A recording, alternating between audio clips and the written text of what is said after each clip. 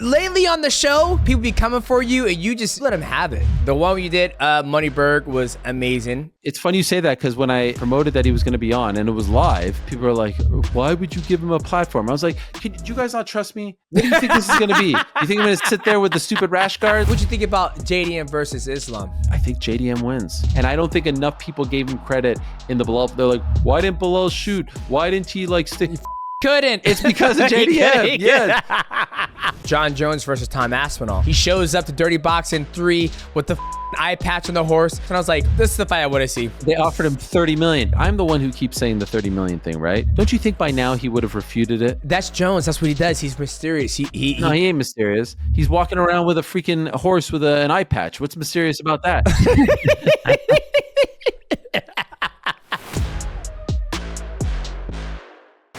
Oh, it's 15-time world champion Demetrious Johnson. You're listening to the Mightycast. What's going on, guys? This episode of the Mightycast is sponsored by PrizePicks. Now, PrizePicks is a daily fantasy sports game played directly from your phone. It's very simple. Get on your phone, go to the App Store, download PrizePicks. When you do that, use my promo code MIGHTYCAST. Cool promotion going on. You play $5 and you get $50 in your lineup. And guys, they have everything under the sun. NBA, NFL, mixed martial arts, you name it, they got it. And we got UFC 322 JDM taking on Islam Makhachev for the welterweight strap. So locking your picks at the right place, which is PrizePicks. Shout out to PrizePicks for sponsoring this episode of the Mightycast. Now let us enjoy this chat with the great one and only Ariel Helwani.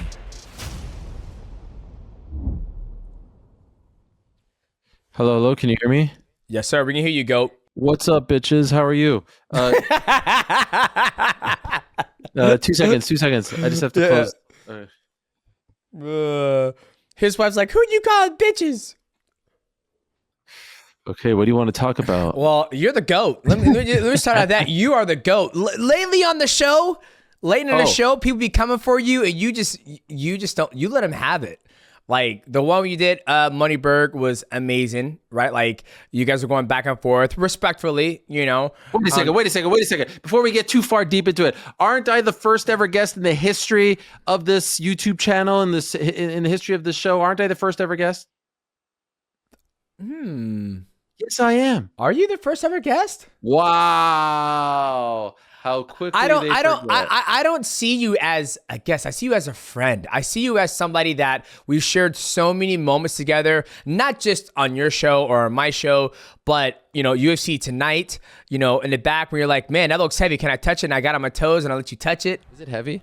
It is heavy. Can I touch it? Absolutely. Go ahead. Let me get on my tippy toes. You got it? Yes, I think that's enough. Okay. Nah, you know, stop like, it. How did that one come about? This one is like resurfaced all of a sudden. I have no idea. My coach the other day at jiu-jitsu, he goes, dude, you please don't ever shave your beard. And I was like, what are you talking about? He goes, I saw the interaction between you and Ariel Helwani back in 2013, 14, and you're checking on your tippy toes, so he wanted to touch it. And I was like, oh, yeah. The heavy, well, they didn't show the belt. They just, you know, I'm half naked, looking shredded. You're looking down at me. Eyes are looking glossy, you know? Yeah. You know, so, but we will.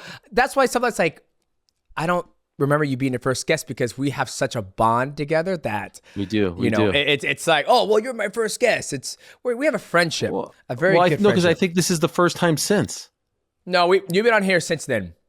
Oh, I have? Oh, yeah. I see you talking to every Johnny come lately in the business now, and I'm like, where's my invite? You know, and no, you've been talking to every Johnny. You had Moneyberg, you had Oscar De La Hoya on. You've been having a lot of bangers on. Yeah, but you know what's the interesting thing? It's like I feel. Correct me if I'm wrong. So first time ever in the history of me knowing you, first time ever, I sort of like I criticized you a little bit on Monday on my show. Yep. And I felt bad about it. Like I felt like I was betraying you. I felt like I was betraying a friend. I even hit you up afterwards, almost like saying like, hey, I just want to let you know it's all out of love. Who the hell am I to question you? And then I get the invite. So I'm like, oh, this is what happens. I'm about to get dunked on now. No, God, no. God, no. No, I think it's cool.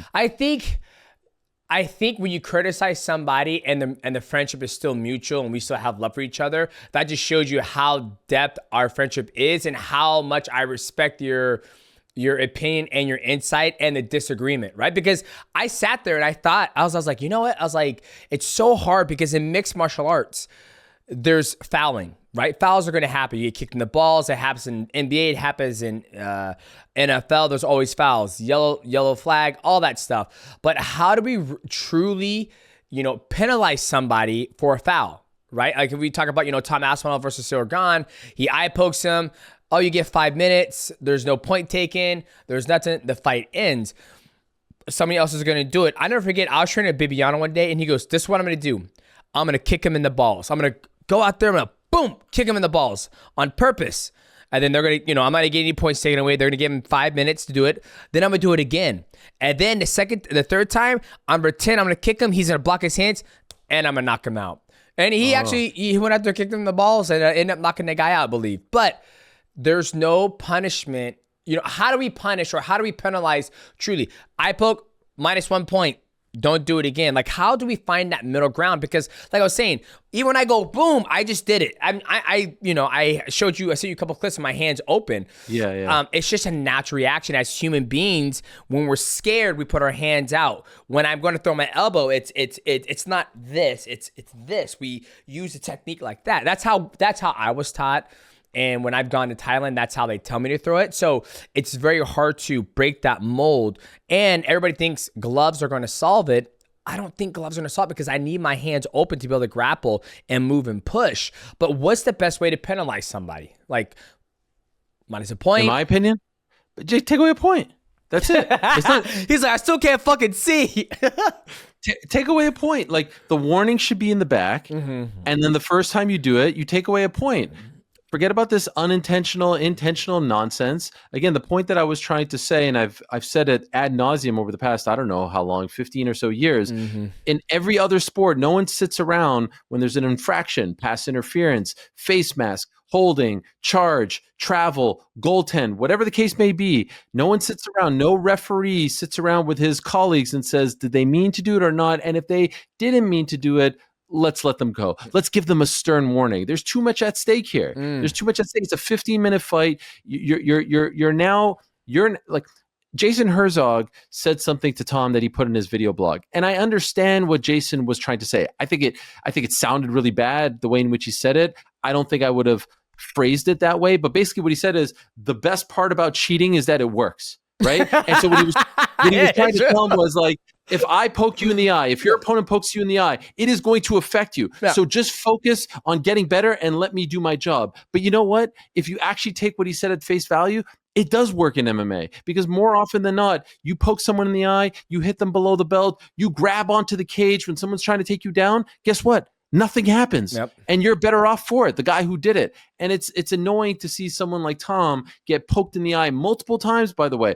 Like you mentioned, like, kind of being scared, that reflex. No one talks about the takedown attempt. Yep. No one talks about what happened there. And then it happened, with the double eye poke. And he's the bad guy because there's DJ, you know better than anyone, there is so much at stake. Tom Aspinall loses that fight. He goes all the way down the queue, right? Yep. He has to work his way back up. Look at the past year that this guy has had. And so there's so much at stake. He's not thinking like, oh, is Dana White and the UFC going to be mad at me? He just wants to see and be as close to 100% as possible. So I don't blame him. I don't think Ciryl did it on purpose, but there has to be ramifications and repercussions for what you do.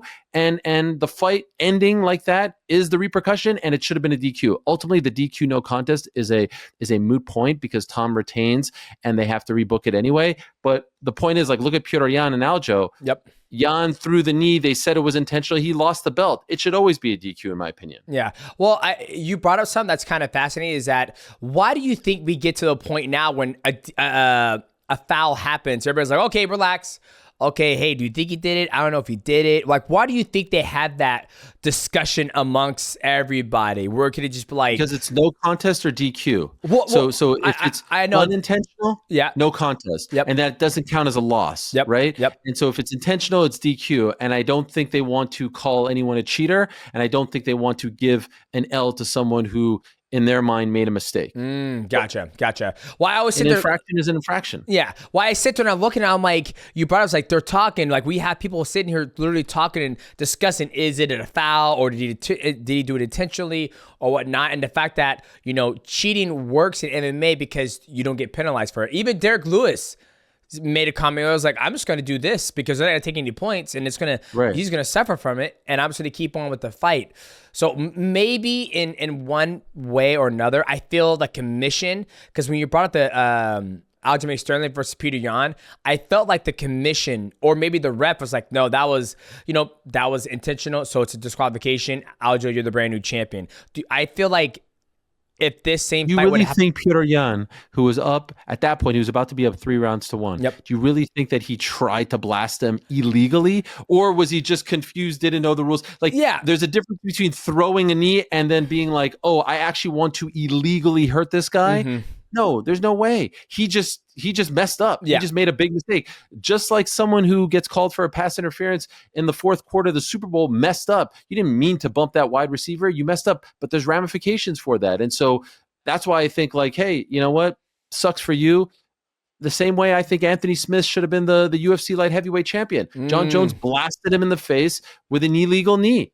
It shouldn't be up to him. This whole like, the warrior code, you have to move. No, illegal. No, man, that warrior code, like you can't go to the bank and deposit that. You know what I mean? Yep. John Jones messed up. It's an illegal shot. It messed him up. Who knows what would have happened in the last round and a half of that fight. But ain't nothing good happening after you get blasted in the head illegally. That's a rule. And so I have the utmost respect for Anthony, and he feels good about his decision. If I were him, I have no problem say I'm out. Yep. I can't continue. Yep. That was illegal, and I become the champ. Yep. There's a strategy on Anthony's part. There's more of a strategy to that, because could you imagine if he would have became the champ and that would have went to another loss on John Jones' record? Well, it'd been disqualification. Would that be a loss or not? But then it would have been DQ loss. It'd be DQ loss. It'll be Anthony Smith, and then it'll be Matt Hamill, right? It'll be those two guys DQ on there. losses. Yeah.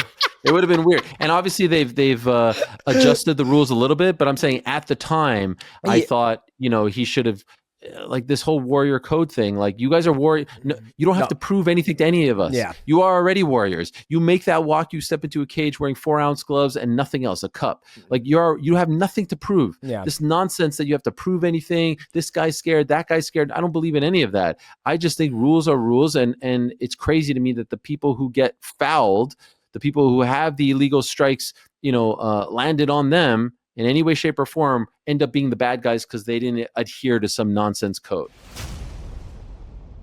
What's going on, guys? This episode of the Mightycast is sponsored by True Classic. Now, I absolutely love True Classic. It is a staple in my wardrobe. I'm rocking a True Classic shirt right now. It's a very unique classic look, and it's all fresh, and it's all soft, and it's all tailored to my athletic body. Now, guys, we have the holidays coming up. Ladies, if you're out there listening too, that's a perfect way to give somebody a brand new fresh start to go into Christmas or to go into the new year. Get rid of all those old dingy black, white, blue, whatever t-shirt color it is, and it's dingy. Get it out of the wardrobe and go to trueclassic.com/mighty to get yourself some brand new wardrobe. The numbers are like 25 million shirts sold to 5 million customers. Let the numbers speak for themselves, ladies and gentlemen. So skip all their guesswork, skip all the name brand stuff, go to trueclassic.com/mighty and upgrade yourself and look fresh like your boy Mighty. Shout out to True Classic for sponsoring this episode of the Mightycast. Now, let us get back to our guest. Well, I think it's fascinating because I sent Tom Aspinall a message. I was like, dude, like, I think it was a smart idea what you did, because in the day, like you said, if he were to lose, people don't realize this. Let's say Tom's getting $2 million to fight or $3 million to fight. I have no idea, right? But once he loses and he's not the champion anymore, there goes half his pay right off the rip, right? When I lost to Henry Cejudo, I think I was at 380. When I lost him, it went down to like 175. It was not even like a comparison. It was like 50% was completely gone.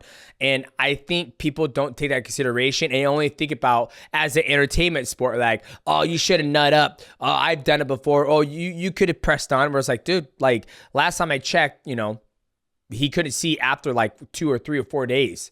since he got eye poked. So I just love when you came on there on your show, you were just going off the rip and just telling people like, guys, you guys don't understand. You have to understand, like, why are we just penalizing? Stop. Do you think he did it? I don't know, boss. Do you think it did it? I don't know. What do you guys think? Can we do a replay? It's like, it's just, no. And I do think if you penalize, as Jim Miller has said, like, you'll start to see guys, and I know you say you keep your hands open when you do those strikes and whatnot, but you're wearing closed fist gloves. And so now you have to adapt to what you're playing with, the rule set, the equipment, and you need to close your hands. And by the way, I've watched almost every single Demetrious Johnson fight. I don't recall you ever doing that to someone's face. You know what? I don't recall you ever palming someone's face like that. So I appreciate where you're coming from, but even you don't do that. Yeah. Well, I have my hand. It's funny you mentioned that. Like, I've never been poked in the eyes in all my fights. I cannot remember me be like, or nor have I ever poked somebody in the eyes. And I just think that, I'm never pushing people away. It was a pushing gesture from Ciryl Gane where he's not the best when it comes to the wrestling aspect. He doesn't want to engage in that. He's always trying to get away, So, it's funny that when you said that, I was at my son's school and I was like, damn, have I ever poked anybody in the eyes before? And I was like, I don't think I have. At all my fights, I've never eye gouged anybody, or in the gym either. Like, it's just something that I don't do. And my hands are always open when I'm sparring or fighting, but I never did it. So maybe I'm just that good, baby. Maybe I just don't need to cheat. Maybe that's what it is. I don't know. And again, I'm not saying he's a cheater, but I don't want that smoke from Ciryl. I really like Ciryl a lot. I think he's like a gentleman. He's a really nice guy. But again, like, I also don't think some people in big moments in big sporting events mean to mess up, and they do, and they foul, and they do all kinds of things, and that's just sports. So, it's a weird one, but you know what? Ultimately, like, this is what makes covering MMA fun. Yeah. These little intricacies, these little quirks that other sports don't have to deal with. I love it. Like, I get excited. Obviously, I didn't want to see that happen to Tom. That was awful. But just like, it's still such a young sport. And, like, after that, Andy Foster, I'll tell you, hit me up. And he's like, I agree with everything you said. Andy Foster, by the way, I know. We're going to talk about him next. Rules Committee, ABC head. And he's like, we're talking about this next Tuesday morning. Wow. Next Tuesday, like, and I agree with you. The intentional, unintentional language needs to go. And I appreciate that from him. He's the most transparent guy in the business when it comes to, rules and regulations. So I'm not saying that, like, we're changing rules or anything like that, but the sport is still so young, and the barrier to make things better isn't as great as it is. In other sports, you want to change rules, you want to change things, like, there's a whole process. Our sport is still, MMA is still the Wild West, right? It's still in its infancy. Yeah. Like, if this was the NFL, they're still wearing leather helmets at this point. You know what I mean? Like, like we've come a long way, but there's still so long to go. And so to me, it's fun. It's interesting. And that's, part of the joy of doing the job that I have. Yeah. Well, I also think there's so many different leagues. You still have one championship that has Nisa ground an opponent. You have Rising that does a different rule set. You have PFL, which is PFL still in the same, rule set as the UFC essentially. But with so many different other organizations having different rules, and how do they deem it, right? Like, if you're stalling in one championship, they're like, yellow card, stop stalling, right? I don't know if they have it in Ryzen. I haven't been watching much Ryzen, but they might have yellow card. So it's always interesting to see how, it's interesting that how that fight lasted, 4.5 minutes, and how big it blew up on a fucking foul. And everybody was able to make content around it on their opinion. Like,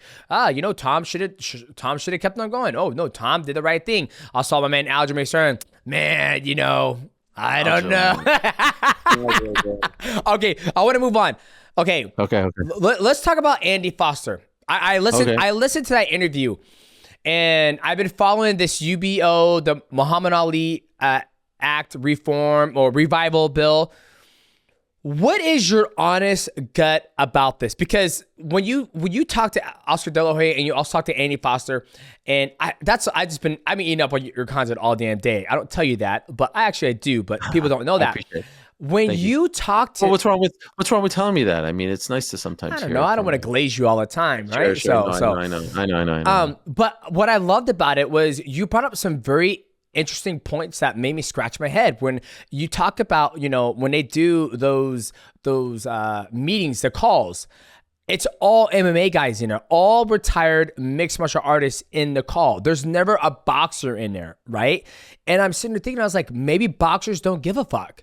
Boxers don't care because, and this one thing I love about when you have Andy Foster on, they can either sign with this UBO and go underneath that umbrella with the UFC, or they can stick to the old way where it's been going on with Eddie Hearn, Golden Boy, all those, I guess you could say path to victory as, not path to victory, but that path in boxing as Andy Foster used. But what's your initial gut after talking to Oscar De La Hoya and Andy Foster? Do you think Oscar De La Hoya goes, competition is good. I think you let them come, let them do their thing. I'm going to do my thing. And Andy Foster's like, he said he thinks he's good. How do you feel about it? Okay, so there's a few things there. Number one, all the people that I've talked to in boxing, Eddie Hearn, Frank Warren, etc., all these people continue to say the same thing. And so that's why when this meeting happened a couple of weeks ago, the California State Athletic Commission meeting, which, by the way, they moved up. It was supposed to happen in December. Yep. They moved it to early October. Still kind of unsure why that happened. It seemed like it kind of happened on the DL, but alas, all right, fine. Andy told me these things happen all the time. There were no notable boxing people on there as far as like active fighters, past fighters, promoters, managers. The only ones that were of note on there were either ex-MMA fighters, ex-UFC fighters, people who work for TKO, or people who have a relationship, a business relationship from the boxing side of things, like a promoter named Tom Loeffler is on there, boxing promoter, but he works with Dana White. Like he's been the one promoting all his events, like this Callum Walsh kid out of Ireland. He's under his banner before they moved over to the Zuffa boxing thing. And so that seemed a little bit weird. And so what was explained to me was, the reason why there were so many MMA people there was MMA fighters don't want to see the Ali Act go because they want the Ali Act to come to MMA. Now, I don't think that's happening anytime soon. No. A. B, if it does go away, it's never happening. So I can understand why they'll have a vested interest, but in reality, this is a very much boxing story. And I think that the boxing community has some blinders on right now. I think this is all happening under their nose and they don't really quite understand what is about to happen. And so they don't think that it's worth their time. They don't think that, they have to call in. They don't have to fight for this. Or maybe, DJ, maybe they really just think it's fait accompli, like it's a done deal because of the relationship that TKO has with the government, with Washington, and I think it's fait accompli. I think this is going to happen. I think it's going to pass, and I do think it's a little bit strange that the moment that they want to get into the boxing business, they are looking to change legislation that has been in place for 25 years. You can't help but wonder, all right, why? And then when you look at what the Muhammad Ali Act is, they quoted Ali's widow, Lonnie Ali, in the press release. And they said that, they have her blessing. But then Ali's actual grandson came out, Nico Ali Walsh, and he said, this is everything that, my grandfather stood against. He would have never wanted this. And the Ali Act was put into place. The ball started to roll. Everything got put into motion in 1996. It actually passed in 2000. Ali died in 2016. And so there was about 20 years there. Obviously his health was deteriorating, but like 96, he's holding the, he's holding the flame at the Atlanta Olympics. Like he's still out and about.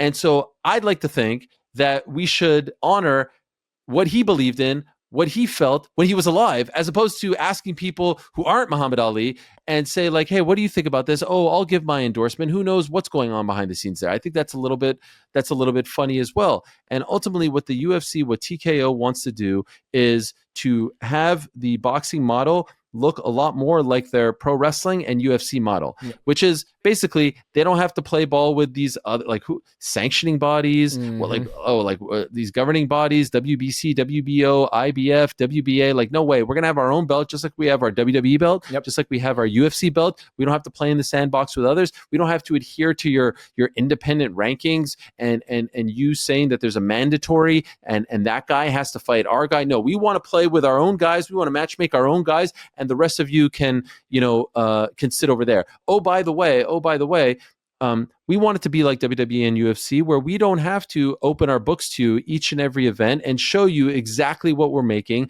Show you how many ticket sales, what the gate, all this stuff. We don't have to show this to you because notice this. Do you remember? And sorry for going a little bit long here. Good, baby, go. Keep cooking. When When the UFC signed its deal with Paramount Plus, that number, how much they signed the deal for, 1.1 billion a year, 7.7 billion over 7 years, that was widely reported everywhere. And it was widely reported because they put it out there. Let's be honest. Like, these outlets were saying sources, it came from them, of course.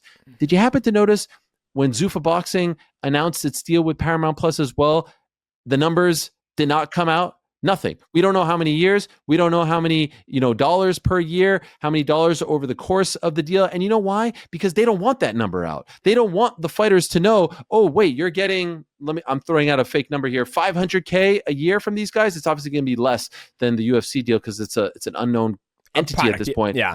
Yes. So they don't want that because of the Ali Act. And so every single fighter that I've talked to has said, no, we don't want this. We don't want this. Also, another thing that doesn't get talked about enough as far as the Ali Act goes, you can't have people double dip.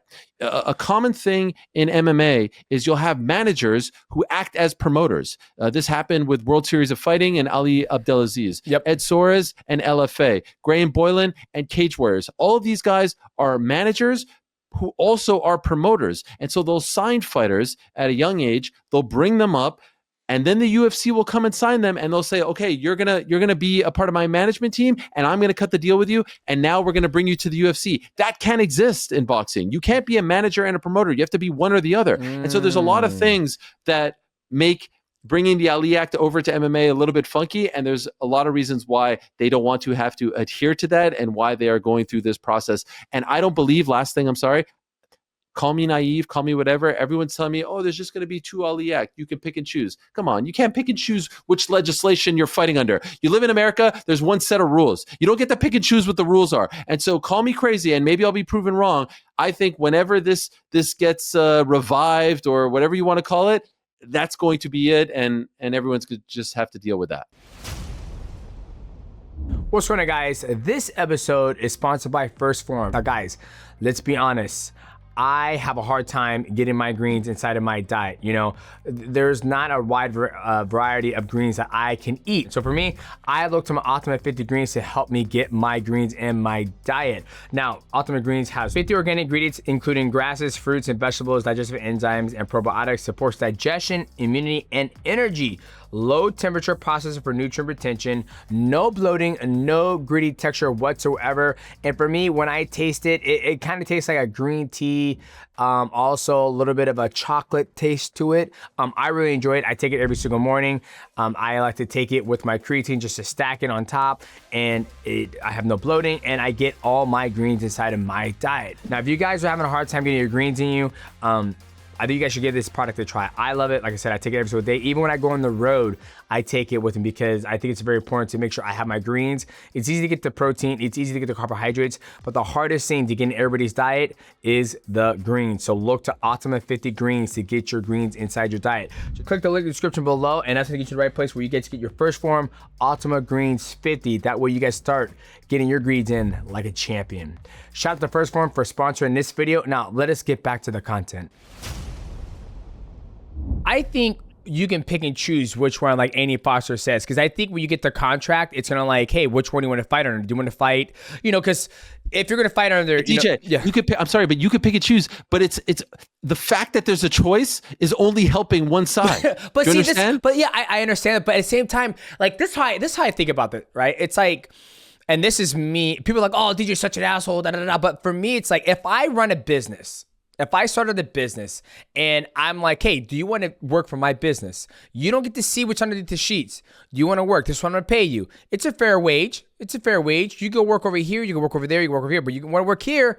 This is when you get paid. I always think about like in the back of like when I first started fighting, I had options to go fight elsewhere, right? In the very, very beginning of my career, I could have went to Japan, fight for Showtime. I could have went and fought in, Pride at the time for Bushido because they had lower weight classes.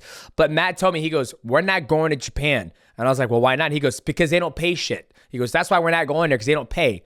So we stayed and we fought in the WEC. Then we got into UFC. Obviously, we're getting out, the checks from the class law action suit. But at the same time, there was no other place to go fight because they weren't paying as good. Where Bibiano, he had the option to come fight for the UFC. I was in the hotel room. Me, Matt, and Bibiano were all there. And Matt was like, baby, this is what they're offering you. They're offering you 15 to show, 15 to win. Baby goes, that's fucking crazy. He goes, I make more money when I fight in Japan. I'm sorry, I cannot do. I'm going to stay in Japan. So that athlete made the choice not to come over to the UFC, where I feel in this Muhammad Ali reform, the boxers have a choice to be like, I don't want to fight. Like, all the boxers are like, why would I fight for the UBO? Like, yes, I get the health insurance. Yes, I'm going to get, not $80 a round. I'm going to get $120 a round, all that other shit, which is crazy to me. Like, they don't have to go do it. So for me, when I'm sitting here and I see all the ex-MMA guys in the thing, it's like, guys, one, this is in our sport. The Ali Act is never to come to the UFC, because at the end of the day, the UFC doesn't need the athletes. The UFC doesn't make stars anymore. The stars become, like Merab, he became a star on his own from his Instagram, all the skits he does, and him whooping everybody's ass. They didn't do, a trailer like they did with Conor McGregor and Jose Aldo. Those times are long fucking gone. Long, long gone, right? So for me, I'm not even an athlete anymore, but when I sit when I'm in my backyard barbecuing a ribeye and I see you could choose, I'm like, I don't see what's wrong with it. Just, it's like, do you want to date, I always tell Michael, do you want to date a bad bitch? She looks good and outside and all that stuff, but you get behind doors, she's just horrible to you? Or would you date a girl who's like, maybe a 6 and, she's great at, she's good all around. I think it's okay for athletes to be able to pick and choose, right? I just wonder if they truly can. And I'm also just raising the question as to why. Why does this need to happen? No one seems to have a problem with it in boxing. No one is complaining about it. I'll tell you why. Is because when the UFC looks at it, it's like, how can we make this the most profitable business? I know why. Yeah. How can we make it profitable? Why would I get a business and do something where I'm giving half the pie away? Why the fuck would I do that as a businessman? I wouldn't do that. Like, why? I mean, I get it. You know what I mean? But we still have to talk about it and call into question. And ultimately, look, the UFC model works. The WWE model works. It clearly works. But there's just a lot of there's a lot of inconsistencies with the things that Dana White is saying. I love when he says this thing about, like, boxing is the only business out there where trillions of dollars have been generated and poured into it, and there's nothing. There's nothing to show for it. I'm like, what are you talking about? What are you talking about? Matchroom's not worth anything? What are you talking about? Golden Boy's not worth anything? Queensberry's not worth anything? What does that even mean? Yeah, I think what he means, and we're Andy Foster talked about this, like, where, and you correct me if I'm wrong because you're way more knowledgeable in this than I am. But for me, when I look at boxing, I couldn't tell you who the champions are and what belt means what, right?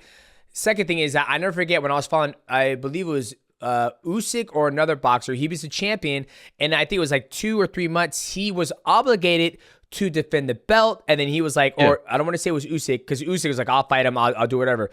It was a champion, and he was a heavyweight. He was mandatory to defend the belt. He goes, nah, I'm good, and then he relinquished the belt.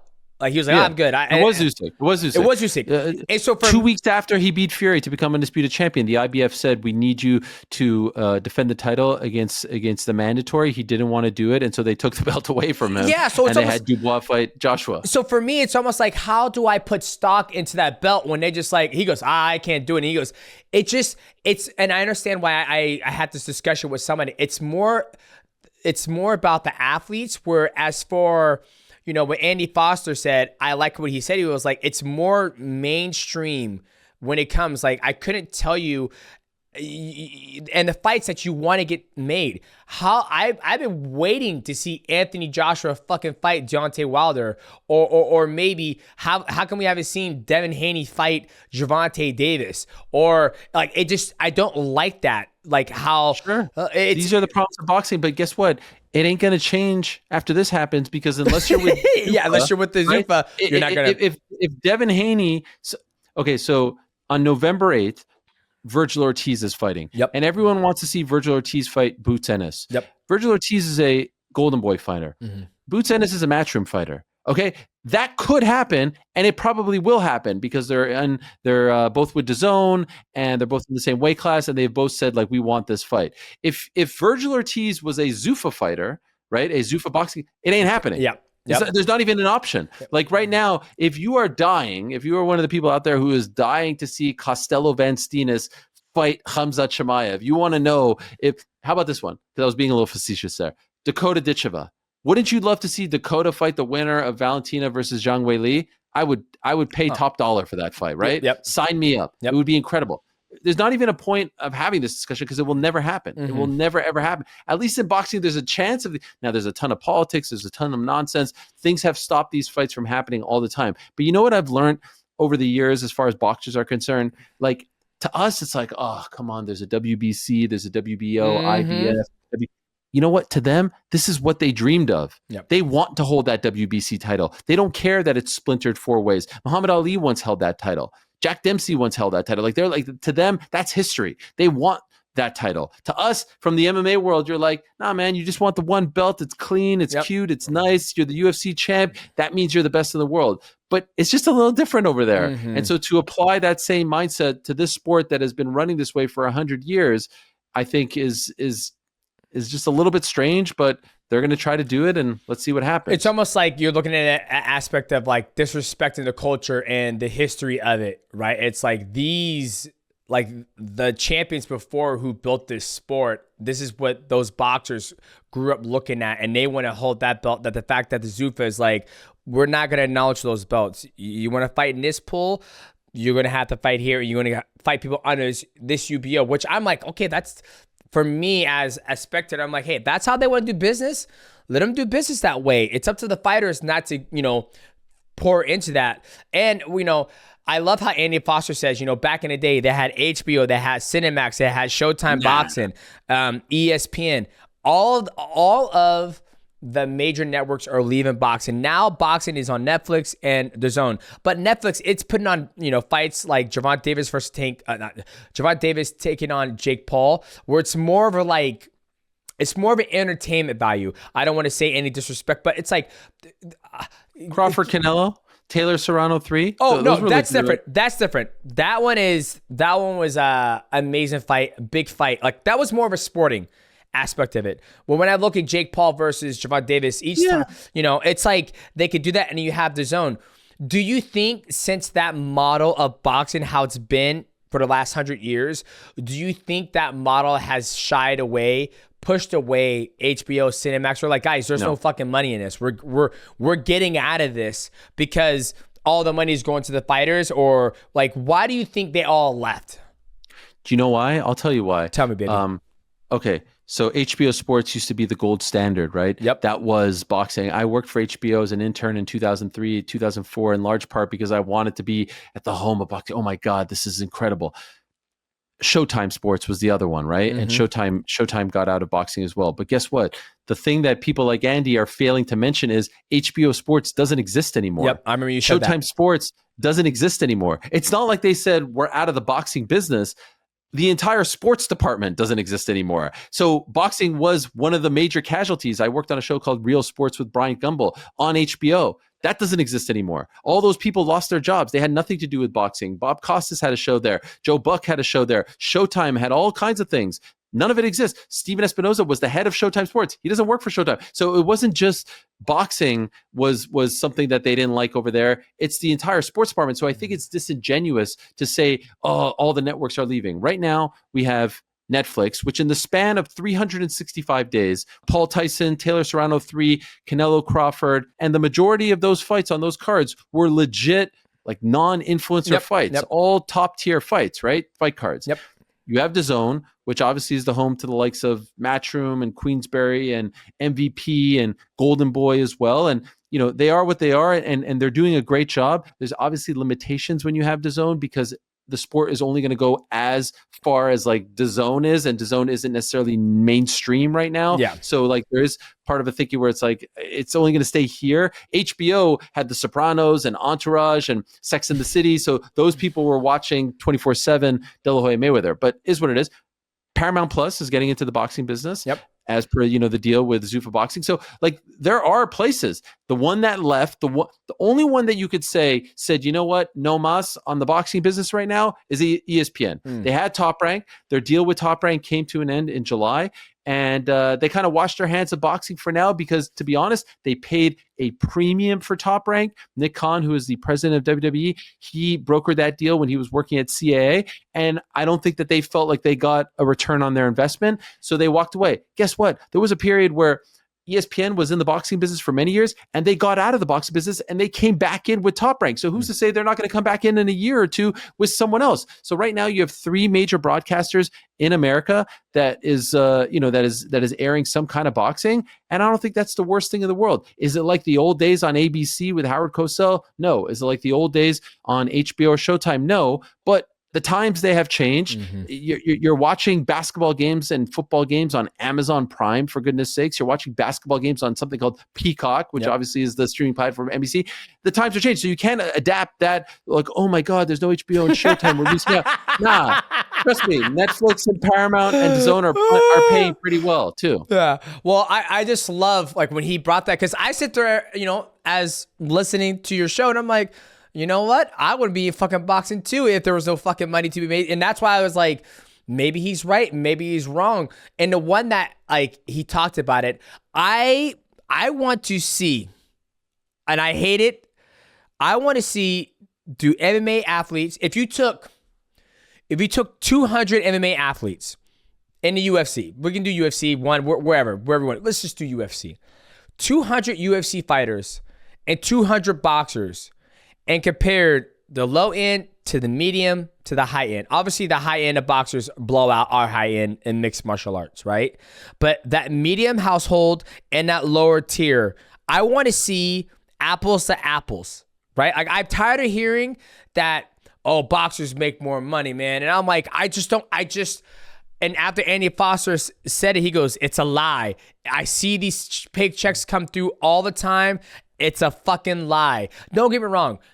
Nobody's going to make more than Mayweather. Nobody's going to make more than Manny Pacquiao, Gervonta, Jake Paul, like Canelo, Terrence Crawford, Alexander Usyk, Anthony Joshua, Tyson Fury. I had Devin Haney in studio. This dude had diamond teeth. Yeah. All right. Like diamond. I don't see many MMA fighters rocking diamond teeth. Exactly. And I think they would if they could. But I will put those guys on the higher tier, like Anderson, Connor, Ronda at the time.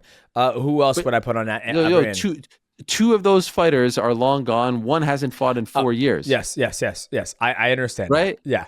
Every boxer that we mentioned is active right now. Like, we didn't talk. You know what I mean?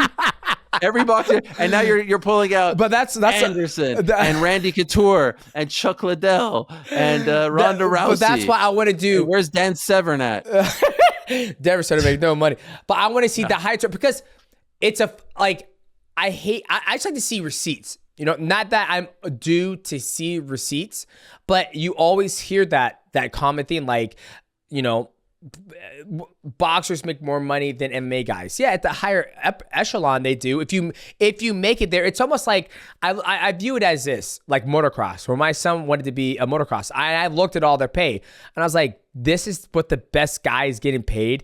It's not worth it compared to the lower guys. So I was like, those guys don't really make a lot of money unless you are Eli Tomac, Ken Roxon, the guys who have the sponsorship deals, and he has a great deal with Yamaha or Monster Energy or Honda.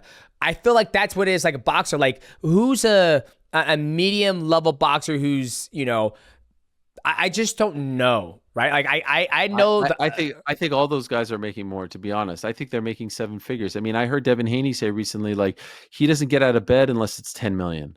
You know what I mean? At the minimum. But that's the upper echelon. Like, I want to know. I don't know if most people have Devin Haney as top 10 right now. Devin Haney, Ryan Garcia, top 10 pound for pound. Well, he's top 15. Yeah, top 15. I'm just saying.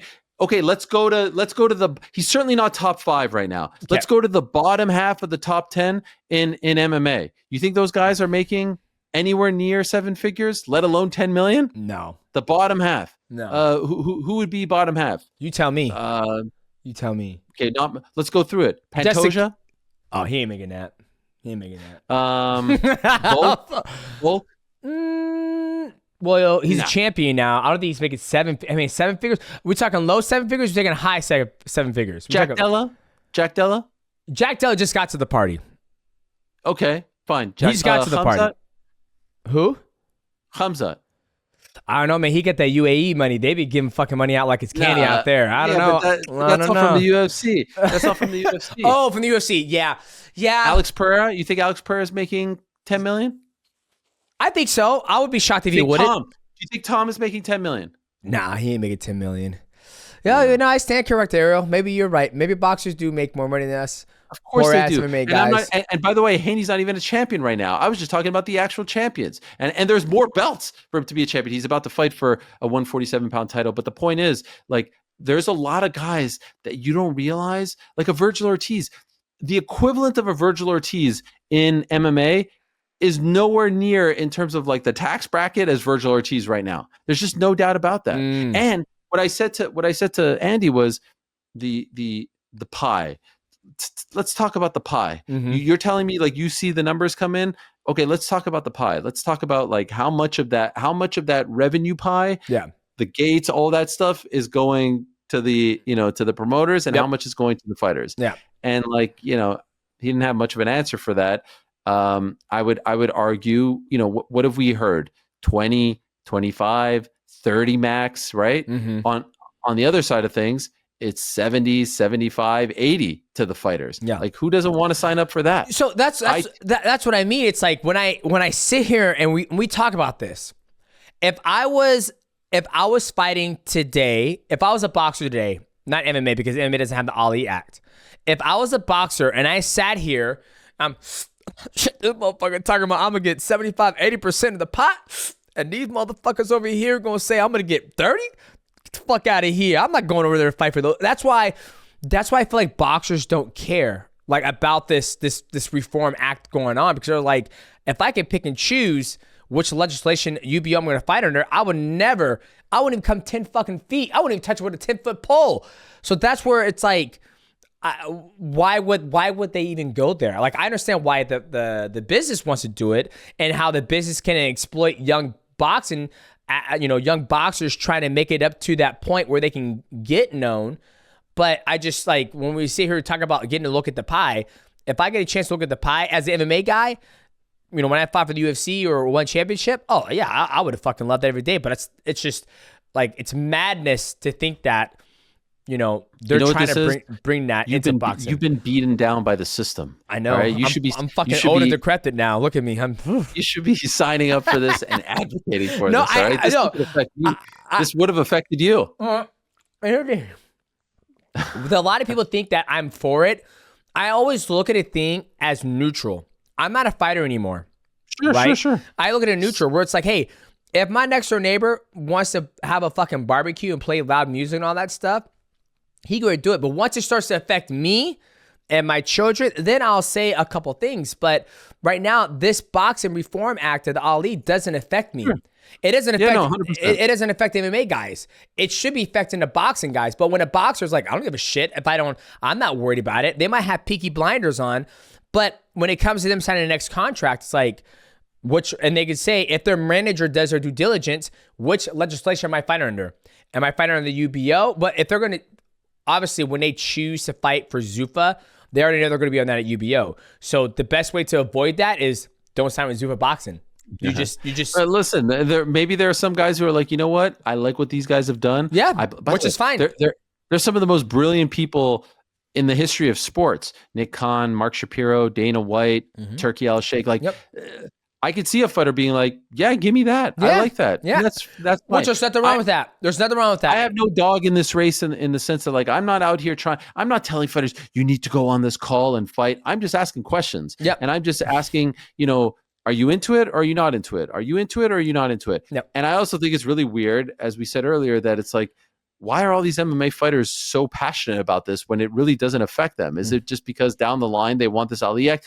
It's strange. But as you know, the class action lawsuit and there's the MMAFA, and I know that they told people to go on the call. Are you part of this WhatsApp group, by the way? I keep hearing this WhatsApp group. Matt Brown was telling me about it. I'm in it. Yeah. I think but he says you can't talk about it. No one's allowed to talk about it. Let's just say it's a collective athletes in there who are trying to make a good movement for the sport of mixed martial arts. Is it like the embryonic stages of an association? No, I don't think so. No. Okay. No. I think, I think this is the one thing in mixed martial arts that people have tried to do this and all come together and fight for each other.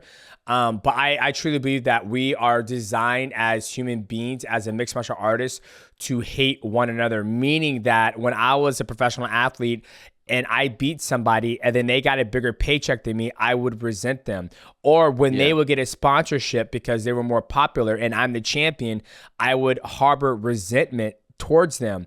So you can't wash away all that built up resentment, right? Like, as I sit here and talk about the Ali Reform Act, it has nothing to do with me, right? My time is spent better doing other things, building my brand and building other things that aren't going to affect me down the line. Now you're media. Well, I'm media, but I only talk about the things that I'm passionate about and what other people get entwined with. Like, why?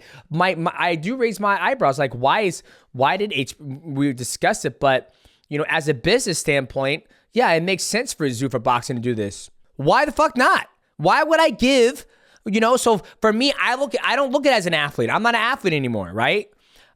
As a businessman, I'm like, that's the smartest fucking thing to do. When I talk to other businessmen, they're like, that's the smartest thing. I would do the same thing. If I could run a business and keep 80% and give everybody 20%, yeah, I'll do that. But I don't do that, right? So it's just fascinating me when I see people getting uproar about it when it has nothing to do with them. But maybe, that's true. but maybe for me, but that's media. That's media, right? But I could be, people gonna look at me like, you're a piece of shit, DJ, and I'm like, that's just honest. That's how I view it. So, but yeah, the WhatsApp group, it's a great group, great people in there. Lots. Are you ever worried that there's snakes, spies? Yeah. No. Why? Because if everything we're fighting for should be. If everything, there's a lot of snakes in this business. You know that. Oh yeah, I know. They're all around. They're in the grass. They're in the bleachers. Yes. They're everywhere. At the end of the day, I think what's going to happen. I feel it's going to happen. They're businessmen. It's not a sport. I was literally talking to the gym today, and somebody came and he goes, "Dude, there's no way Johnson Almeida won that fight." He was like, he controlled the motherfucker for 10 minutes and 45 seconds. I was like, you know what? Like, stuff like this, what gets me mad. It's like, sometimes I get so fucking mad. I was like, I would love to come out of retirement and fight somebody. Give me somebody who's like top 10 or whatever. And like a guy whose initials are AP. Is that what you're trying to say? You want to fight Alex Pantoja right now? No, is that who you're calling out? I couldn't do that. No. Oh. I would love to. It doesn't even have to. Let me fight an amateur fight. Let me just fight. I don't know. And I would go out there just to be despiteful, just to be an asshole. Fight somebody and just take him down the whole time. Take him down, pass his guard, hold him in side control. He turtles, I take his back. I'm not going to throw any strikes. I'm just going to hold him the whole fucking time. And then he's going to do something else. Like what Hamza did to DDP. Yeah, Hamza was doing jack-off punches on his face. Yeah, I know. Call those jack-off punches, right? But I would love to do that to somebody. Hold him there for 15 minutes straight. Doesn't even throw a strike. The crowd is booing. They're like, oh, you boo-boo, you suck. And I get up. I was like, I control the motherfucker for 15 minutes straight. He didn't land one strike. And they're like, and I should win that fight. I feel like when it comes to control time and landing strikes and all that stuff, I feel like there's no emphasis put onto the control time. And I that's where I was very... I was kind of scratching my head about that. I was like, what's the whole point about control? But why you thought Almeida won that fight? Well, when I was watching it live, yeah, I was like, he controlled him for 10 and a half minutes. I was like, he inflicted no damage. It don't fucking matter. What do you mean it don't matter? Of course it matters. That's the number one criteria is damage. So for me, I don't view fights off of the criteria. Like, here's an example. I know. Trust me. Let me get to your own criteria. Yeah, I have my own criteria. God damn it, right? Like when I watched one championship and I watched the grappling, right? You would have a person, they're battling. This person takes him down, passes their guard, mounts him, gets their back. Then the other person who just got worked in the world of jiu-jitsu grabs an ankle, tap, catch. That person wins. Even though I passed your guard, mounted you, took your fucking back, worked you in jiu-jitsu, but you grabbed my ankle and they caught it a catch and you beat me. I don't score in that criteria. I don't look at that criteria. I was like, that criteria is, for me personally, I was like, I don't like that criteria. So when I respect that and appreciate that, but if you want to know kind of how the judges are going to score it, then you kind of have to follow their own criteria. Yes. No? So let me get back to where I was getting at. This was a long fucking tangent. Okay. Sorry. So I don't even know how we got onto this. I don't know either. But I think it was about it being sport and not a sport or whatever. Oh, that's right. So with Johnson, I made it. That's where I'm like, okay, is it a sport or not a sport? Oh, we're at the gym talking about it. That's right. And I said, well, you're looking at the guy who just beat Marcus Buchecha, right? I don't know the guy's name. He just beat him. It was in a UAE. In the UFC. In the UFC. Yeah. They didn't re-sign him. Oh, okay, this we're getting at. Goudet. How they get pick and choose. Like, I don't know what got us on this, but at the gym today, I said the UFC is not a sport, it's an entertainment. And the reason why is because if Marcus Buchecha and Goudet, they fought. Goudet beat Marcus Buchecha, but I'm going to cut this guy. But I'm keeping the guy who just lost. Goudet is better than Marcus Buchecha. So in hindsight, it's almost like if me, you ran a race, or me, you play basketball, and I beat you in basketball, but they cut me and they keep you on the team. Listen, this is all very fun stuff. This is what I love. This is what I love talking about. But I actually thought like Vancouver. I thought Vancouver was an awful night for the officials. The Kyle Nelson, Matt Frivola fight, the Mike Malott, Kevin Holland fight. I just think it was a tough night. And then I thought Abu Dhabi, which was the following week, and no doubt calls were made and discussions were had, was a great night for the officials until the main event. Yep. And ultimately, like the only gripe that I truly have with the main event is that I think it should have been called a DQ as opposed to a no contest. And I think it should have been ruled just a foul, and a foul is a DQ, and none of this like no contest in unintentional intentional. That's my only real gripe. But Herzog, the fight couldn't continue. So it's not like he didn't take away a point and you can criticize him. And I was feeling, based on the things that we were hearing, I was feeling like he was leaning towards taking away a point, because I heard him say, I know it wasn't intentional, but it's a foul. And so it sounded like he was trying to explain to him like, hey, I'm not going to end the fight right now, but I am going to take a point away. And then of course, eventually, Tom couldn't continue. But the aftermath of the Tom thing, I think, is so interesting because he was blamed. He didn't have that warrior spirit. He's faking all this stuff. And then he willingly is putting out content of him at the hospital with the doctors. Like, DJ, you've been around this game a long time. Who does that? Like, who is that transparent?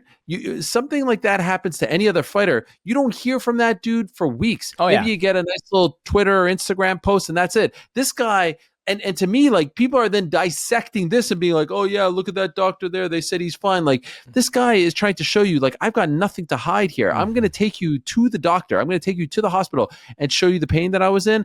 Just for the YouTube channel.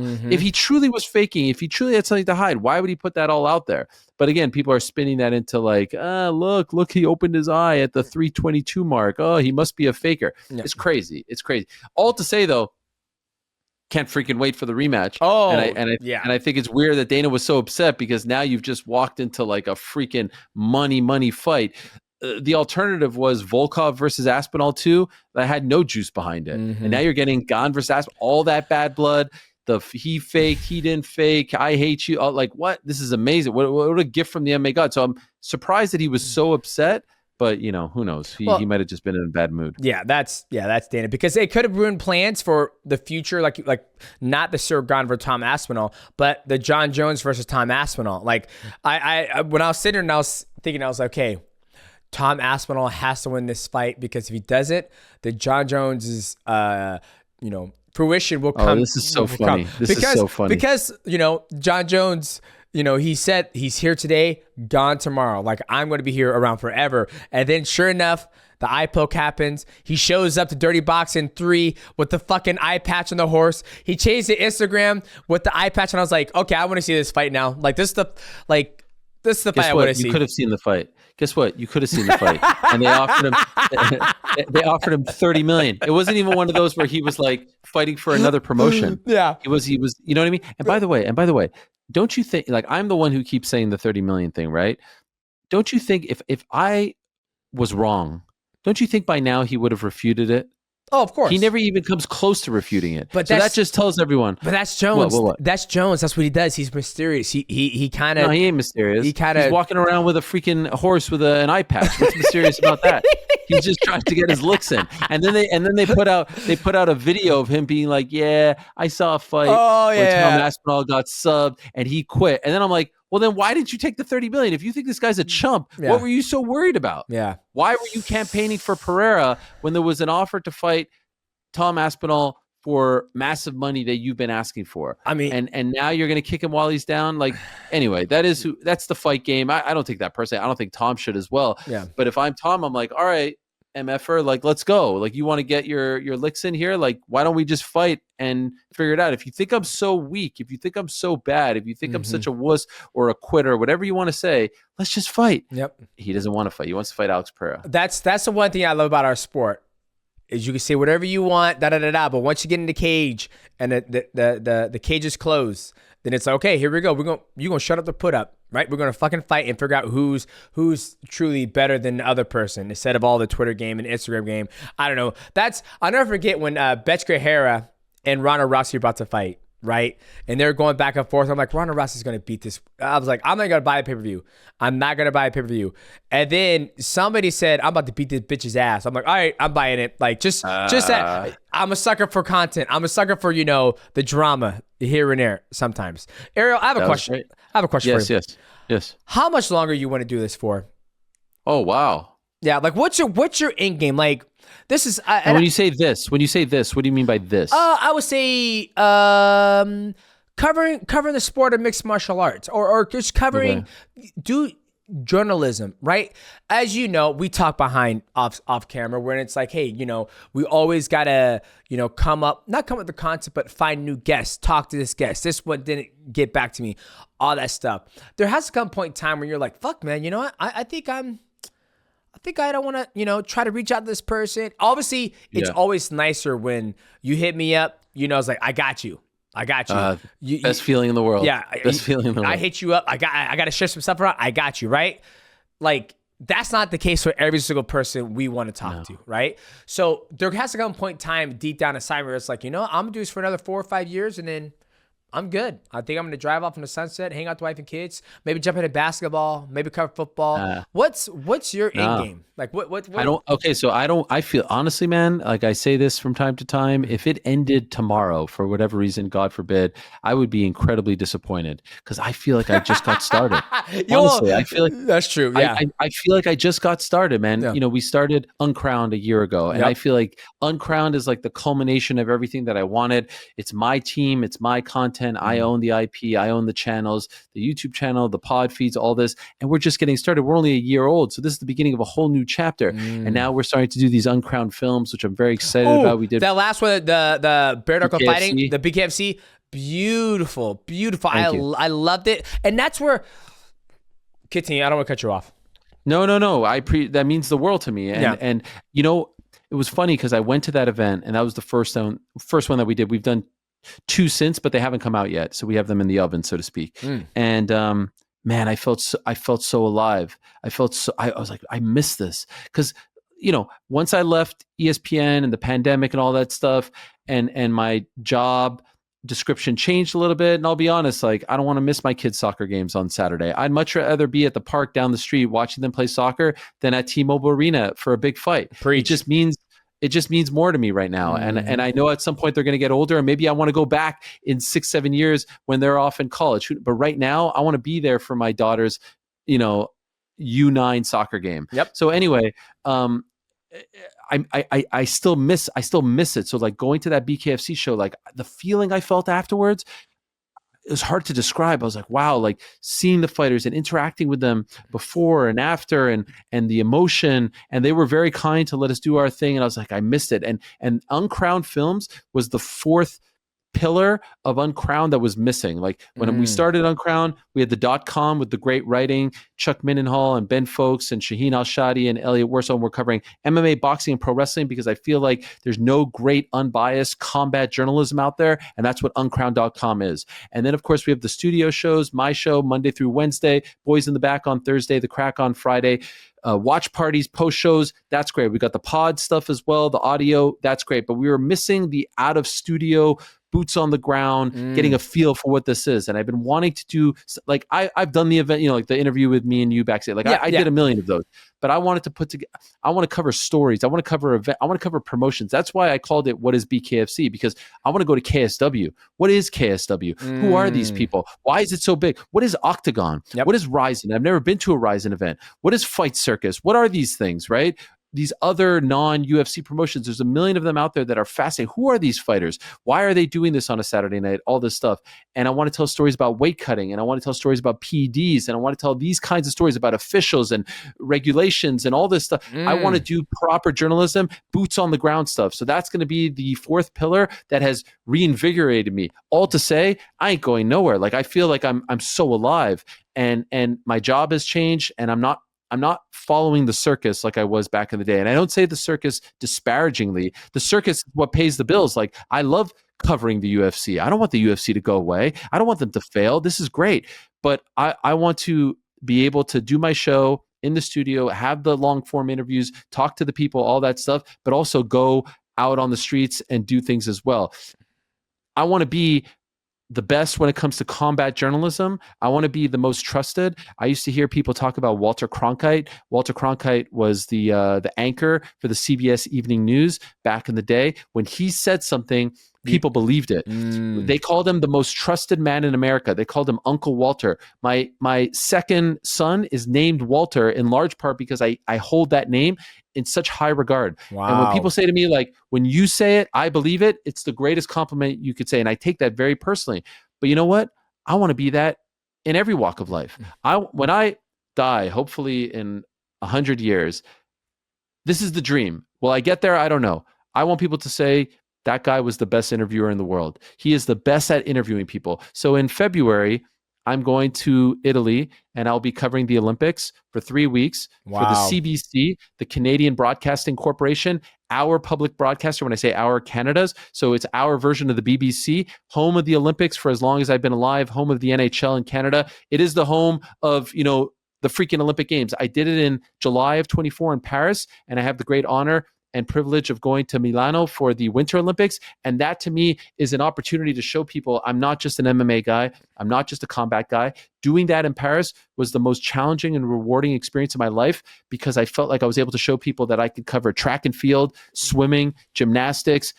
If you are a good interviewer, researcher, journalist, you can cover anything. And so I can't wait for the challenge and other things that are going to come my way as well. And so, yeah, man, I want to do this until I'm like, I have nothing to do. Ariel HELWANI, what do you think about this? I think it was a good idea to go to the slip and the uppercut.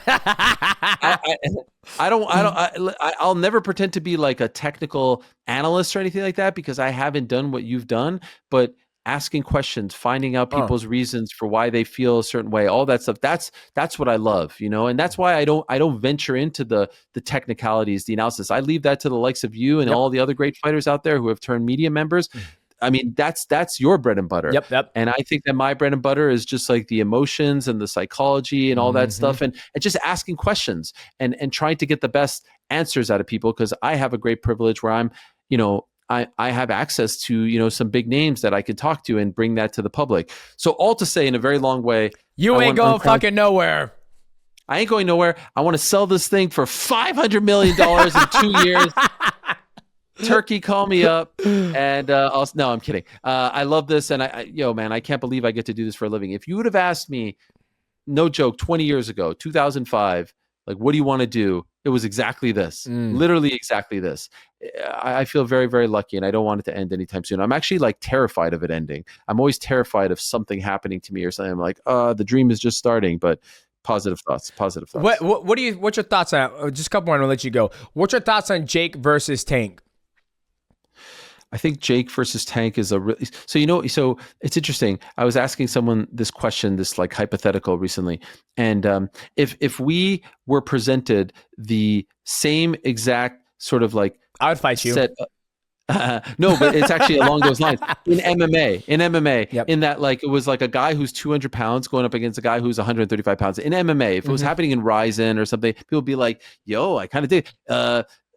Eddie Hall versus Dylan Dennis. People are interested in that because like Eddie Hall is gigantic and Dylan Dennis is so small. But in boxing, it's different because this type of stuff doesn't usually happen. They're very strict, the sanctity of the sport, the weight classes and all this stuff. So they kind of poo-poo it. I honestly don't know what to think, what to feel about this fight, and it's because of Tank Davis. I would have signed up for Jake versus Anthony Joshua first because they're at least closer in size, and Joshua's on the way down. Tank is still kind of on the way up. So, or to me, or Darren Till versus Jake Paul. I would have signed up for that. That would have been a great fight. Yes. Darren Till. The only thing is like Darren isn't the international and certainly not in America, not the name that Tank is. So I don't know if that's a Netflix worthy fight. And I think they want to be on Netflix. Yep. What you think about JDM versus Islam? What do I think about it? Like, who do you got in that one? Who you got in that one? Yeah. I think JDM wins. I think he's really big and he's really talented, and I think that you saw just how good he is against a wrestler. And obviously, Islam is a much better all-around fighter, but this is his first fight at 170 pounds, and that's a big jump from 155. And look, nothing would surprise. Islam's one of the best, if not the best fighters in the world. Nothing would surprise me, but I feel like people are sleeping on JDM. He's such an interesting character. He's like just so calm, cool, and collected. I don't feel like he gets fazed by anything. I enjoy his demeanor and I enjoy the way he fights. And I don't think enough people gave him credit in the Bilal. They're like, why didn't Bilal shoot? Why didn't he like? Couldn't. It's because of JDM. Yes, he had a big ass Aussie boy in front of him doing great things to stop him from executing his game plan. So. What a card. I love that freaking card. Yeah. That whole main card is amazing. That whole 7 days for the welterweight division. That fight, Proches Edwards, Brady versus Morales, and Ian versus Gary Bilal. It's like a tournament. It's like an 8-man tournament. Hey, you know what? I'm going to say like the last 3 cards, like that one, the MSG, the one in UA, that one we just mentioned, and then the Alex Pantoja versus Van. Like, those are banger after banger after fucking banger. I'm like, it's going to be a good end of the year. Cover the some papers are great. Pereira, Ankalaev was a great card, and Marab and Sanhagen. Yeah. It's just some of the ones in between. Some of the ones in between that are And then Marab's coming back again to fight Peter Yan. It's like this fucking guy, like, it's just like I love covering it, and I always like to ask other journalists, like, how much longer, do you want to do it? But I love how you have the different pillars and the boots on the ground. And I saw a snippet, a little bit of it. I haven't finished the whole thing, where you're talking to Jeremy Stevens in the back, and you see just all, and I'm just like, I've never been on this side I'm on this side of the fence now, where I'm not, when I see people fight, I don't get into. I'm looking at their technicalities, what they're doing right, what they're doing wrong. I don't look at the emotion side of it. And then once it's all done, when I look at Anderson Silva versus Chris Weidman, they're about to fight again in Netflix. I was outside cleaning up some dog shit, and I'm like, it's kind of cool that those guys are going to fight again. Even though Anderson has all this money, he doesn't care about the money. He just wants to be active. Like, who am I to say that he shouldn't be fighting? Like, I'm 39. Like, can I fight? Yeah, but I don't want to. Maybe he wants to still fight, so I can't knock him for one fight. Same with Chris Weidman. Those guys still want to fight, So it's kind of like I haven't came across that bug yet, where it's like, man, I want to fight. Like I want to. So yeah, you're killing it. I think you're.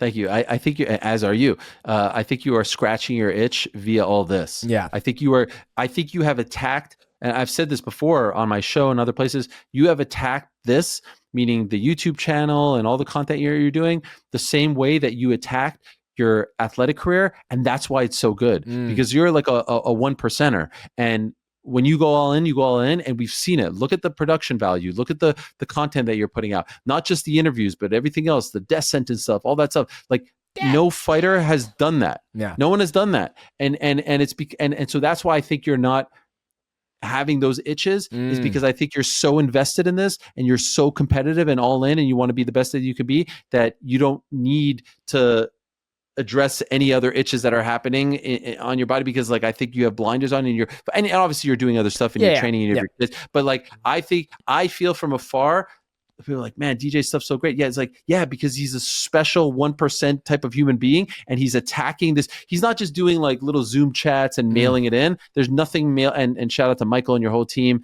I met one of the other members of your team recently in Las Vegas as well. Like Nick. I call him our Italian guy, but he's actually Greek. Yes, he has a very Greek Mediterranean like look. Shout out to him and the ponytail. But the point is like you could tell the way you are attacking this is with I think the same sort of intensity, and that's why it looks so good, and that's why I think you don't have these sort of urges to do this, these other kind of fights. Yeah. Well, Ariel, I always appreciate you coming on, and it's funny when you said like you're the most trusted man, but Walter. And it's funny, I was talking to another athlete and we're working on something.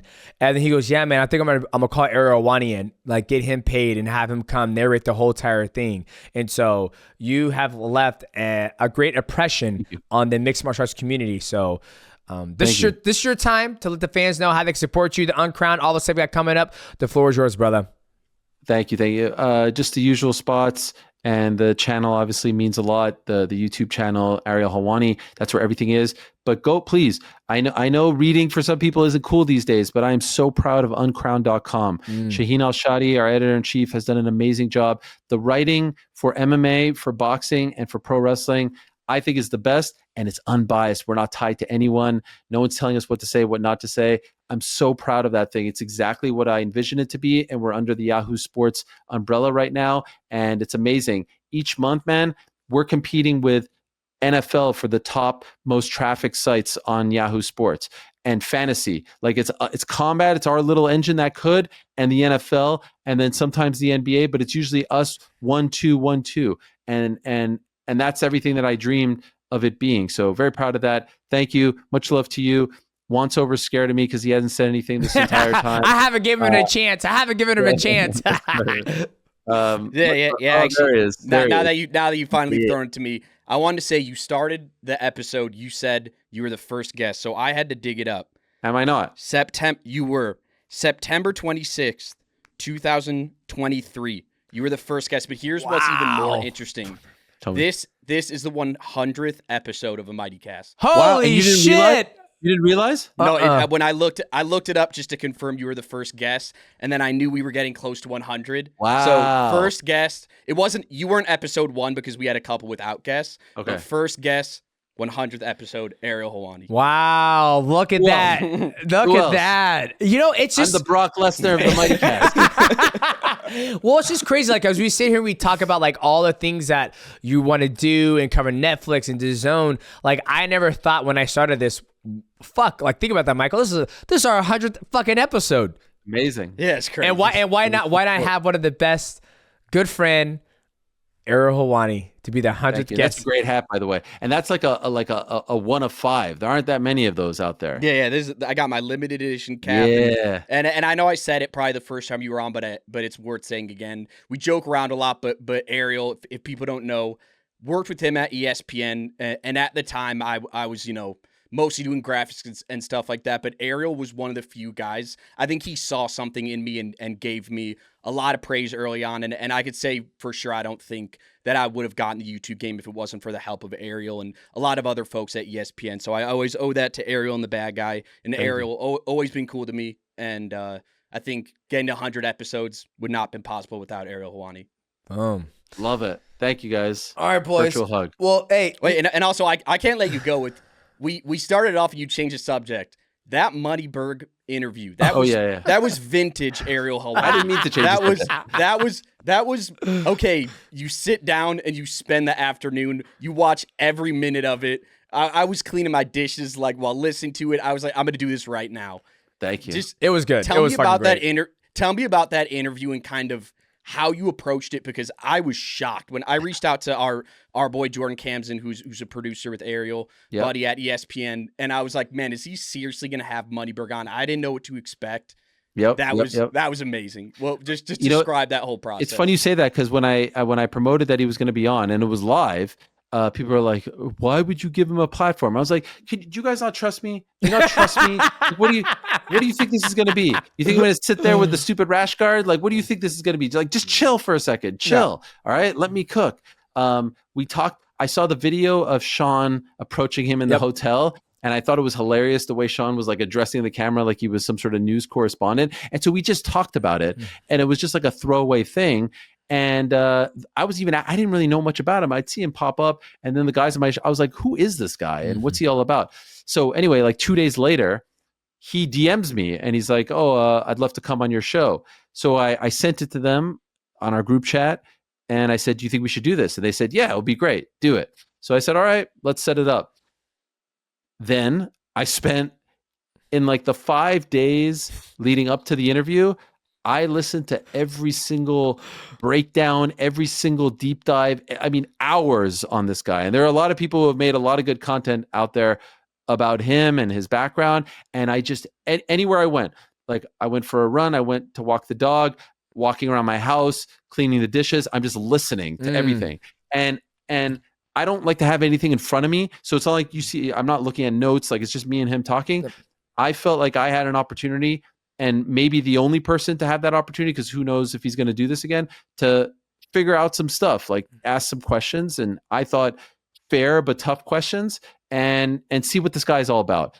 And by the way, I also reached out to some fighters and I asked for their experiences with him. And so I came in with a lot of knowledge and I felt like well equipped. And people seem to enjoy the interview.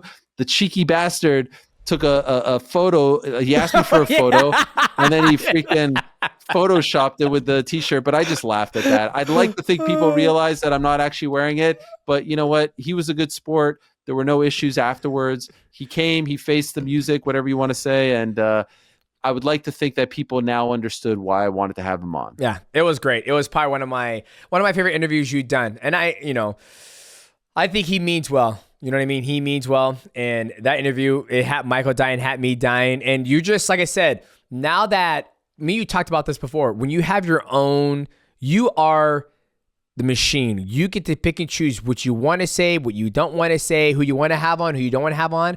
You own the IP. And when you have that opportunity, you can do whatever the fuck you want. And it feels great. It does. It does. Yeah. There was a time when we were at ESPN where I'd have to ask for permission to have people on. There was a time where, believe it or not, there was a brief period where Colby wasn't allowed to be on live because they didn't like the hat. And I was like, this is crazy. Like, I may not agree with everything this guy says or all this stuff, but this is the sport. These are the people. And there were a lot of issues there. And so I never have to have these conversations. Yep. Anyone I want. And obviously I'm not having, questionable characters and who are offensive and things like that. But yes, it is nice to not have to answer to anyone. And I think that I've earned that, you've earned that, and other people as well. And it's very liberating. Boom. Well, Ariel, thank you so much for taking the time to come on the Mightycast. Ladies and gentlemen, make sure you guys go follow Ariel Helwani, theuncrowned.com. They're killing it over there. Also the YouTube channel. And what is BKFC? Check that out. It's amazing footage. I got to set my game and go back to the lab and try to come up. But no.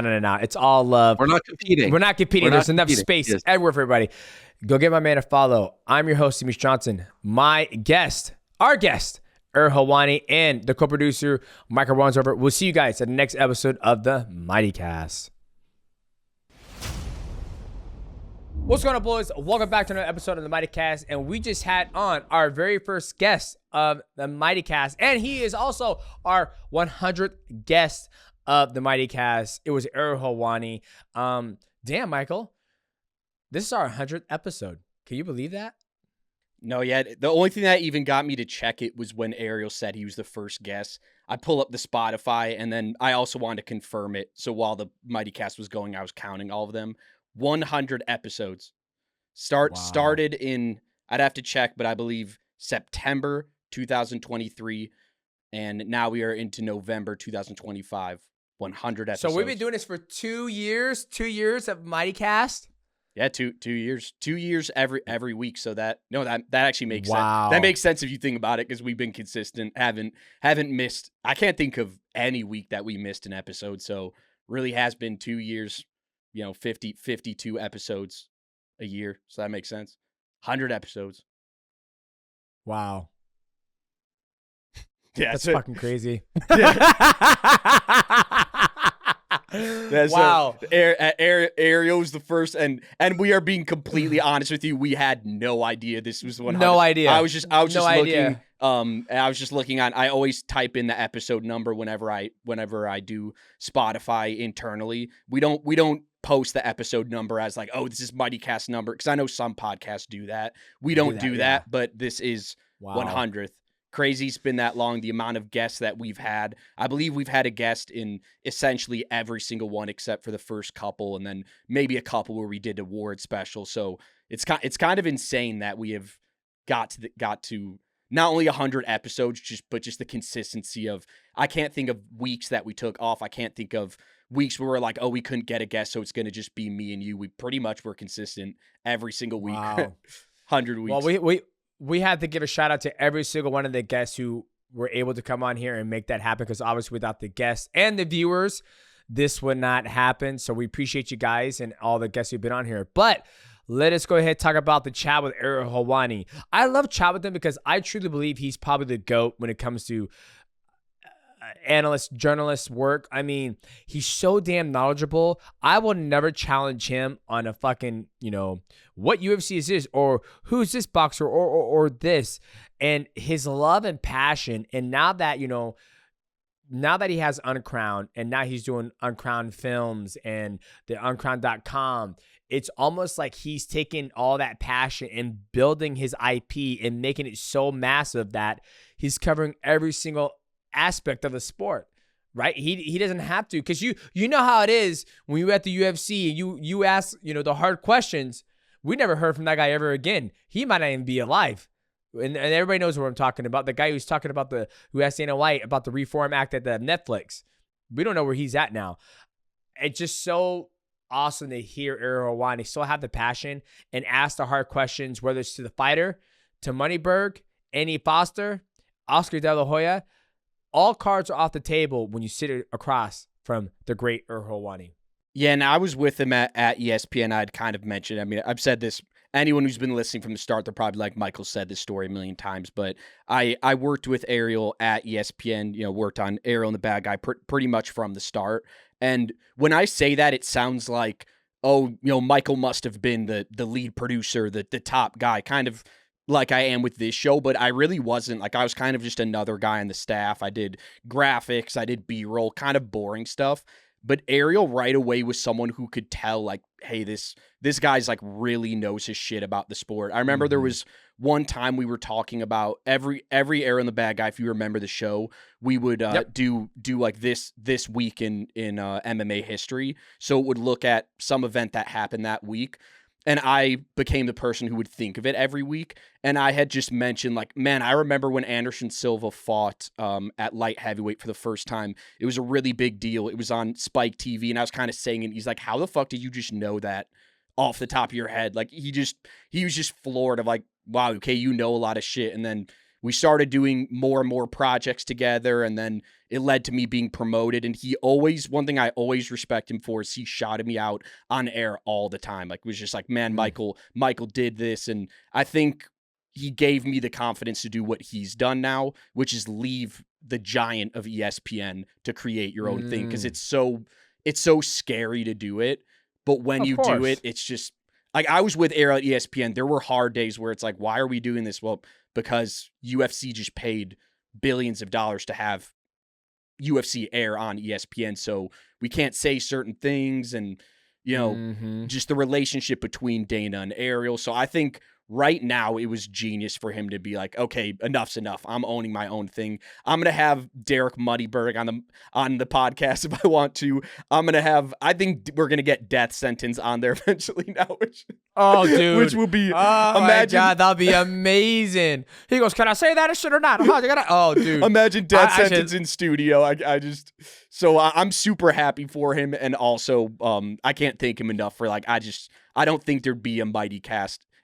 I'm not exaggerating by saying it. I don't think there'd be a Mightycast if it wasn't for Ariel Helwani. Yeah, well, I remember when we were talking about that. I remember we were going to do it with Henry Cejudo. It was going to be the GOAT cast, but then we kind of didn't have the same eye to eye. And then we should kind of. I think finally we've gotten to the point. I wish I had the shirt on me, but I think we've gotten to the point we could tell the story with this being the 100th episode. You were on Ariel Helwani. It's funny how everything comes back full circle. You were on Ariel Helwani, and you promoted, because we did a trailer for the GOAT cast. So the GOAT cast was going to be Henry Cejudo, Demetrious Johnson, which it would have been amazing. I mean, you guys have it would have been great chemistry. Awesome chemistry, but we kind of just realized, we announced the show, but we probably just aren't going to really be able to work this out in time. But we already dropped the trailer, so what should we do? And that is the only reason that Mightycast started, was because we got in front of the camera and we're like, hey, we told them there's going to be a podcast next week. We announced it on Ariel's show. We got to do it now. So I think it's just could not have been more of a blessing in disguise for us to do our own thing, have whatever guests we want on. You know, if we want to have a streamer, a gamer, we could do it. If we want to have Islam Makhachev in person, Merab Dvalishvili, I feel like there aren't any fighters that don't like you. I could be wrong, but I don't think there's anyone that's like, I'm not gonna talk to DJ. So it's been the best thing that could have happened to us that podcast did fall through. Yeah, 1000%. And hey, cheers to another 100 more. Cheers to another 100. What would you say is your favorite, if you had to say your favorite Mightycast of the 100? Man, God. It's hard, man, because I feel like every person, the fact that we did 100 episodes is kind of mind-blowing to me. Like, I enjoy the chat with everybody. Like, just even the chat with, Ariel Helwani talking about boxers making more money than MMA fighters. Like, deep down inside, I don't want to believe it, but now I feel like I have to believe it. When Andy Foster said that, like, I'm telling you, Ariel Helwani, that is a lie. That is a lie. Like, obviously, the up echelon, like, just talking to him about that, the death sentence was great. Talking to him, the RG3, the Nicky Rod was great. The Haggerty, Stamp Fairtex. And it's kind of crazy because we have Raul coming up. We have Sergio Pettis coming up. We have bangers coming up, and like, I feel like we're just now getting started too. But at the same time, like, we're trying to find what fills our passion while doing this. You know what I mean? So we got. Yeah, so if we look at the views, the most watched Mightycast of all time, do you know what it is? It is probably the Islam Makhachev. Yep. The Islam Makhachev was a great one too. I love that one. 2.9 million. Wow. And then because the second most, scrolling down, you should be able to get this. Oh wow. I'll be honest, I'm surprised narrowly what number 2 is. 2 and 3 are very close. One's probably Aspinall, who's Aspinall or DC or Israel. No, so the second, so there's actually a tie between you were right with DC. These three are tied, but it looks like by a little bit, this one is number 2. The debate between Mikey Musumeci and Craig Jones. Yeah, I'm very surprised by that. 1.1 million. Then MMA Guru in London was a great one, and then Daniel Cormier. So wow. Now there's been some. Then Tom Aspinall's not far behind. So we have had some, and then Death Sentence is not far behind there. And then, as you said, Aspinall is shocking that he's that. That was a lesson. Aspinall of all in the 100 Mightycasts. Most shocked I ever was at the intrigue in it, because I did not know who he was, and I was very happily proven wrong by how big he was. So I just think that's a testament to the wide range of, did you hear the names I just said? Aspinall, death sentence, Tom Aspinall, and the fact that Mikey Musumeci and Craig Jones, that one's shot, putting jiu-jitsu on the map. So we're not just talking to these UFC guys and getting these easy views. We're really going out there and getting some different names. Oh, we're fucking grinding, man. And that's the thing that I love about us doing this, is that we try to think outside the box and not always try to look at like and attack the SEO, the search engine optimization. It's always good to use it, but you know, we dropped one with Tally. I loved it. It was a great chat, and you know, we want to cater to my passion, people I want to talk to, and obviously the people you want to talk to as well. But yeah, man, it's fun. We're gonna keep on grinding. I can't wait to see what we have in the future. It's almost like, I remember this year when we started in 2025 in January, you said our goal is to have 12 in-person Mightycasts. I believe you said that. And I think we fucking blew that out the water. Like, trying to get as many in-person Mightycasts as we can. Like Marab, like that's always been great Mightycast. Aljo, I mean, there hasn't been one Mightycast. I think the only Mightycast that I was kind of fucking annoyed with, and I think you probably know what one it is. Which one do you think it is? Wing C. Yep. Just that one. Other than that, I loved every bit of the Dylan Dennis one. All of them, I loved it. It was just hard for me to follow Wing C, but yeah, I loved every bit. That was a tough one. The Mightycast. It was a tough one, but yeah. So please let us know in the comments. First of all, thank you all for getting us to 100 episodes, and let us know in your comment who your dream ones are. And I know we have our own that we definitely want to do one day. I want to my number one, and I always say that I don't want all my figures to fall over, but Anderson Silva, I hope that one I want to kind of save for in person. I think that'd be special if we could get two guys who are easily on the GOAT mountain of MMA together. We'll get GSP eventually. We'll get Habib eventually. So we got some big ones that we're going to do one day, but let us know in the comments who you guys want to see in the next 100 episodes. I love that. So boys, make sure you get active in the comments like Michael said. Leave a like, subscribe. Also, hit that bell to know we go live. And I am your host, Demetrious Johnson. Our guest was ARIEL HELWANI. Go check him out on crown.com, all his YouTube channel. And my right-hand man, Michael Wandover. Appreciate you, man. And we couldn't have done it without you. We will see you guys in the next episode of the Mightycast. And, excuse me. And I cannot forget the rest of the team. Nick, Joel, Sammy, the infamous fucking Med. You know, we only see him. We only hear from him once a month, right? But we love all you guys. Appreciate you guys. And we will.